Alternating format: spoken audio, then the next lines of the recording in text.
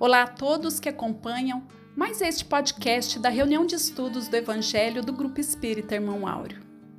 André Luiz nos lembra que quando o trabalhador está pronto, o serviço aparece. E este trabalho tem sido uma oportunidade de novos trabalhadores se apresentarem, trazendo sua sensibilidade, sua interpretação do Evangelho e auxiliando a todos nós para que possamos nos manter nessa sintonia de harmonia, nos mantendo próximos, apesar das distâncias físicas. E é nesse clima de alegria que a gente tem hoje a estreia da Maria de Lourdes, a Preta, que vai falar para nós sobre a fé inabalável. E no final, a gente vai ter a oportunidade de acompanhar a prece feita pelo companheiro Ítalo, inspirada pelos espíritos que sempre nos acompanham. Se você quiser, nesse instante, colocar um copo com água, um recipiente qualquer, mantenha-se conectado e tenha certeza de que os bons espíritos que sempre nos acompanham vão estar aí do nosso lado, trazendo as energias que todos nós precisamos. E não se esquece, dá um pulinho lá no nosso canal no YouTube, se inscreva, na nossa página do Face, deixe seu comentário, participe, se envolva conosco, tá bom? Então nós vamos escutar o podcast Fé Inabalável.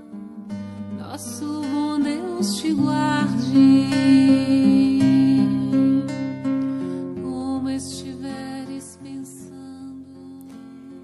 Boa noite, meus irmãos. Que a paz de Jesus esteja com todos. Hoje nós vamos estudar o capítulo 19 do Evangelho segundo o Espiritismo, a lição Sede Perfeitos. Antes de iniciar o estudo propriamente dito, vou ler uma historinha contada por Meimei no livro Pai Nosso. 3 rapazes suspiravam por encontrar o Senhor a fim de fazer-lhe rogativas. Depois de muitas orações, eis que em certa vez, no campo em que trabalhavam, apareceu-lhes o carro do Senhor, guiado pelos anjos. Radiante de luz, o divino amigo desceu da carruagem e pôs-se a ouvi-los. Os 3 ajoelharam-se em lágrimas de júbilo e o primeiro implorou a Jesus o favor da riqueza. O mestre bondoso determinou que um dos anjos lhe entregasse enorme tesouro em moedas. O segundo suplicou a beleza perfeita, e o celeste benfeitor mandou que um de seus servidores lhe desse um milagroso unguento, a fim de que a formosura lhe brilhasse no rosto. O terceiro exclamou com fé: Senhor, eu não sei escolher. Dá-me o que for justo segundo a tua vontade. O mestre sorriu e recomendou a um de seus anjos lhe entregasse uma grande bolsa. Em seguida abençoou-os e partiu. O moço que recebera a bolsa abriu-a ansioso, mas, ó desencanto, ela continha simplesmente uma enorme pedra. Os companheiros riram-se dele, supondo-o ludibriado, mas o jovem afirmou a sua fé no Senhor, levou consigo a pedra e começou a desbastá-la, procurando. Depois de algum tempo, chegou ao coração do bloco endurecido e encontrou aí um soberbo diamante.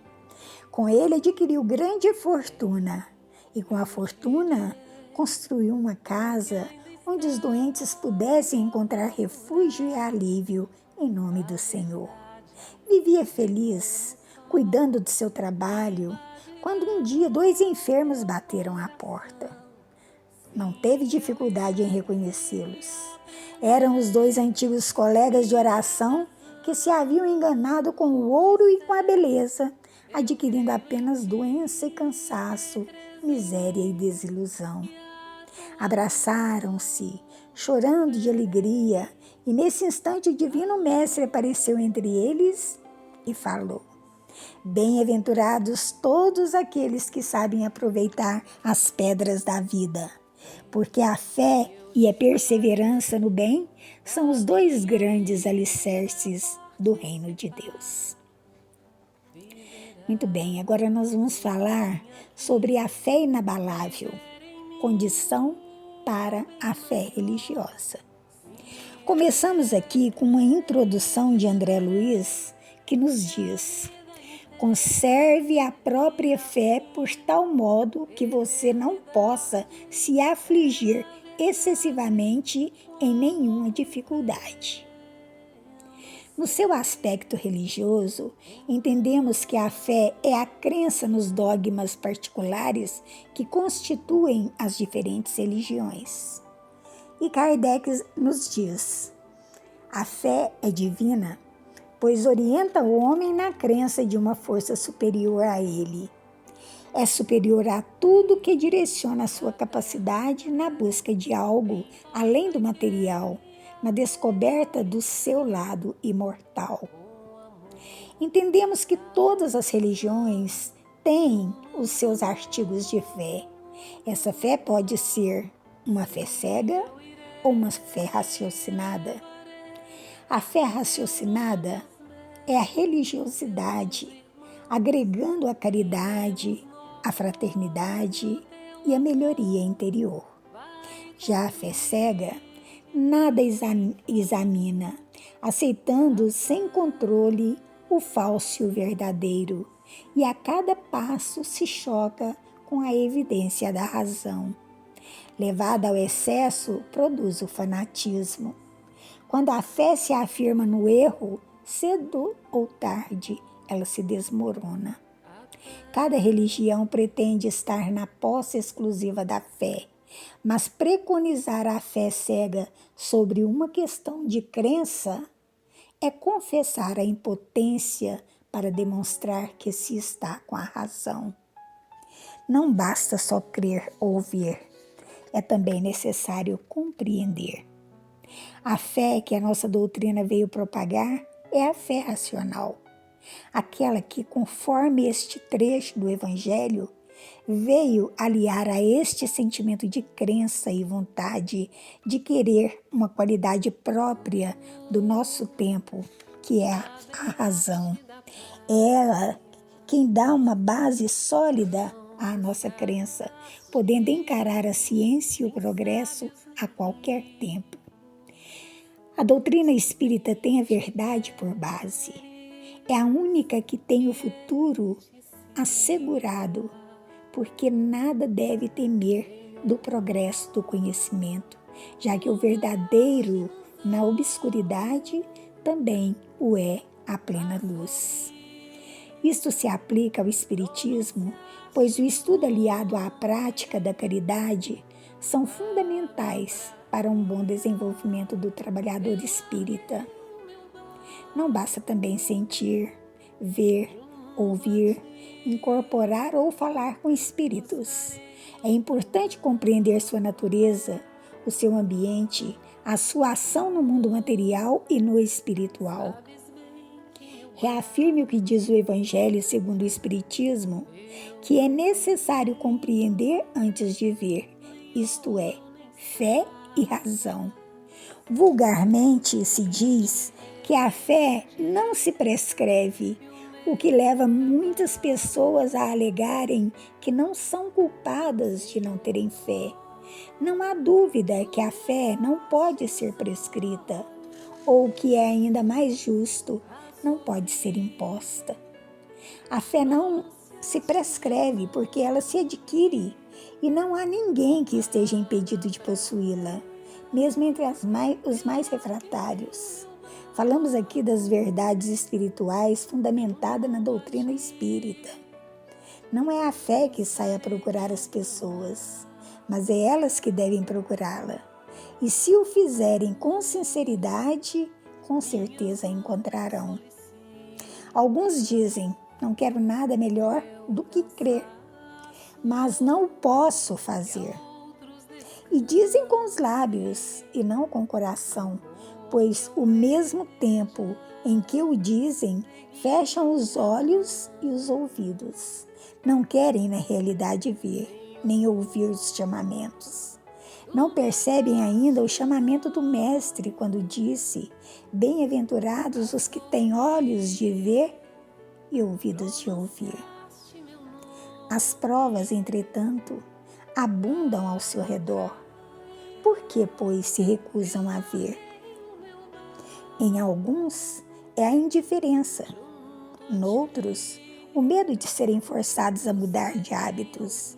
E, na maior parte, o orgulho que se recusa a reconhecer um poder superior, porque teria de inclinar-se diante dele. Para algumas pessoas, a fé parece, de alguma forma, inata. Basta uma faísca para desenvolvê-la. Essa facilidade para assimilar as verdades espíritas é sinal evidente de progresso anterior, já adquirido. Para outras, ao contrário, é com dificuldade que elas são assimiladas, sinal também evidente de uma natureza em atraso espiritual, pois ainda não despertou em seu espírito a fé verdadeira. As primeiras já creram e compreenderam, e trazem ao renascer a intuição do que sabiam. Sua educação já foi realizada. As segundas ainda têm tudo para aprender. Sua dedicação está por fazer, mas ela se fará. E se não puder terminar nesta existência, terminará numa outra. A fé necessita de uma base. E essa base é perfeita, é a perfeita combinação daquilo em que se deve crer. Para crer não basta ver, é necessário, sobretudo, compreender. É precisamente o dogma da fé cega que hoje em dia produz o maior número de incrédulos, porque ela quer impor-se, exigindo a abdicação de uma das mais preciosas prerrogativas do homem, a que se constitui do raciocínio e do livre-arbítrio. É contra essa fé, sobretudo, que se levanta o incrédulo, o que mostra a verdade de que a fé não se impõe. Não admitindo provas, ela deixa no espírito um vazio, de onde nasce-lhe a dúvida. A fé raciocinada, que se apoia nos fatos e na lógica, não deixa nenhuma obscuridade. Crê-se porque se tem a certeza, e só se está certo quando se compreendeu.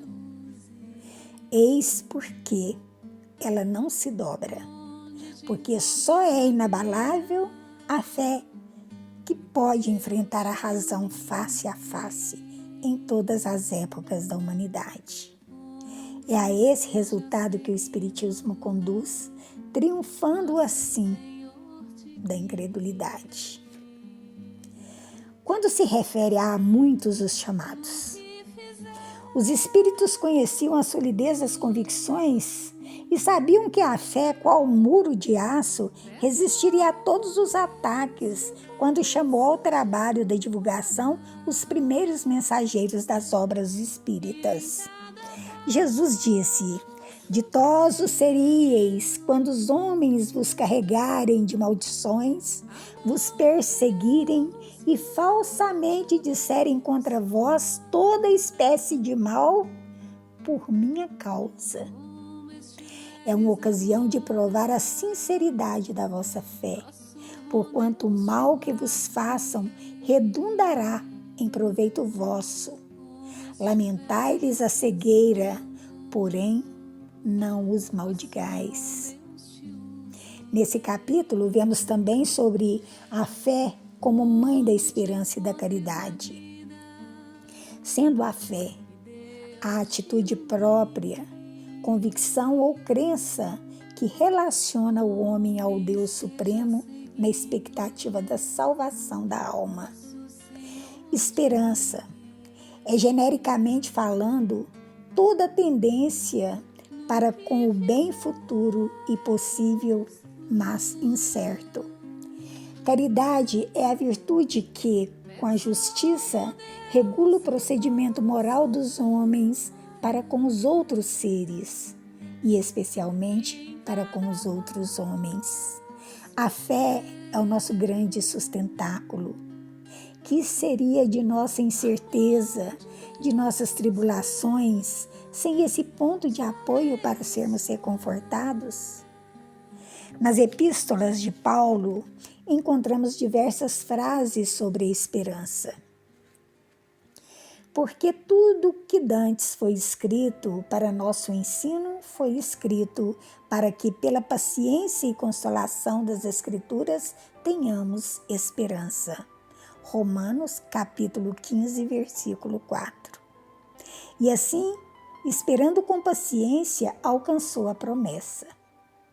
Hebreus, capítulo 6, versículo 15.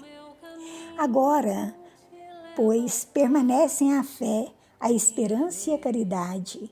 Estas três, mas a maior destas é a caridade. 1 Coríntios, capítulo 13, versículo 13. Já a noção de caridade está posta na parábola do bom samaritano. Lucas, capítulo 10, versículo 25 a 37. Havia um homem caído. O sacerdote e o levita passaram de largo. O samaritano, considerado herege, ajudou. A caridade está simbolizada na ação do samaritano, que, embora menos esclarecido que os outros quanto à lei de Deus, concretiza o auxílio. Em o Evangelho segundo o Espiritismo encontramos: fora da caridade não há salvação. Necessidade de caridade, segundo Paulo. Caridade moral e caridade material. Caridade para com os criminosos. O óbolo da viúva. São todos exemplos da prática da verdadeira caridade ensinada pelo Cristo. O relacionamento entre fé, esperança e caridade abre a nossa mente para as profundas reflexões sobre a vida religiosa. Essas três virtudes descortinam horizontes vastíssimos. É aconselhável, contudo, que sejamos humildes e simples de coração, a fim de absorver todo o seu conteúdo doutrinal. E para encerrarmos, vamos ver uma mensagem de Bezerra de Menezes, recebida em 6/12 de 1969, psicografia de Chico Xavier, no livro Bezerra, Chico e Você. Nos diz: estudemos e revisemos todos os ensinamentos da verdade, aprendendo a criar estradas espirituais de um para os outros. Trabalhemos servindo e sirvamos estudando e aprendendo. E guardemos a convicção de que, na bênção do Senhor, estamos e estaremos todos reunidos uns com os outros, hoje quanto amanhã, agora e sempre. Muita paz. Com amor, a construção de um mundo novo, muito melhor. Sim, eu irei, levarei teu nome aos meus irmãos. Iremos nós e o teu amor vai construir.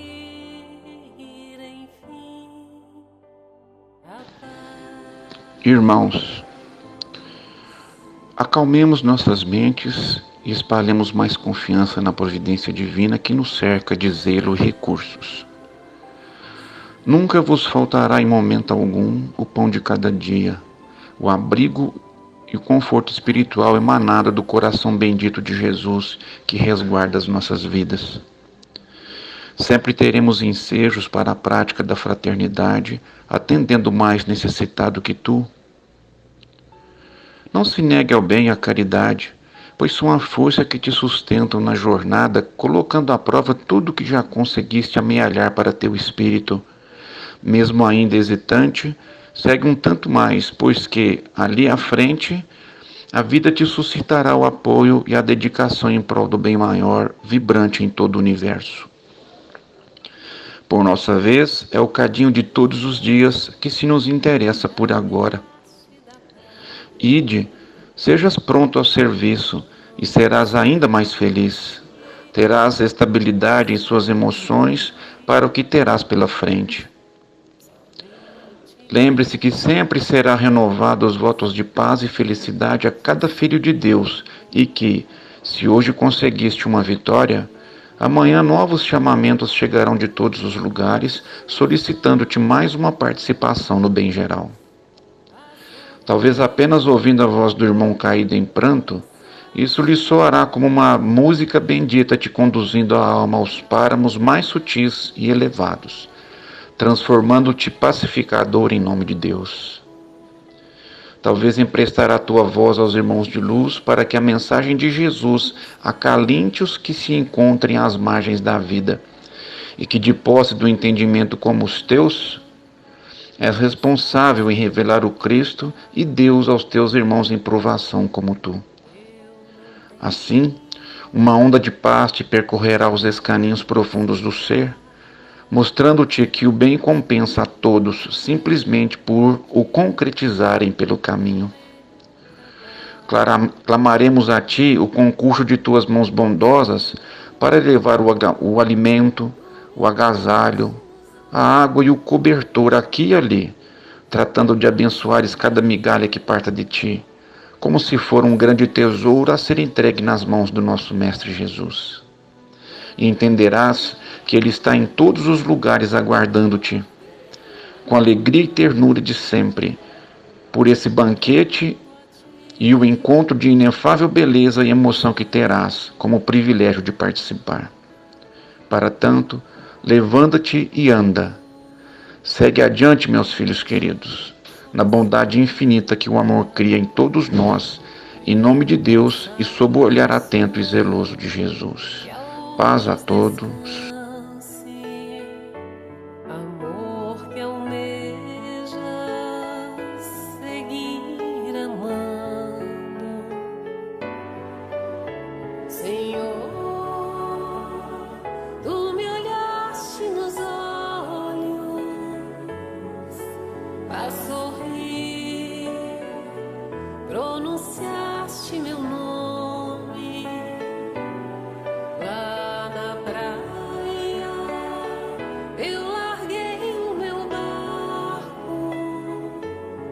Junto a ti buscarei outro mar. Tu, pescador de outros lagos, ânsia eterna de almas que esperam, bondoso amigo que assim me chama, Senhor, tu me olhaste nos olhos a sorrir, pronunciaste meu nome lá na praia. Eu larguei o meu barco junto a ti, buscarei outro mar. Junto a ti, buscarei outro mar. Junto a ti, buscarei outro mar.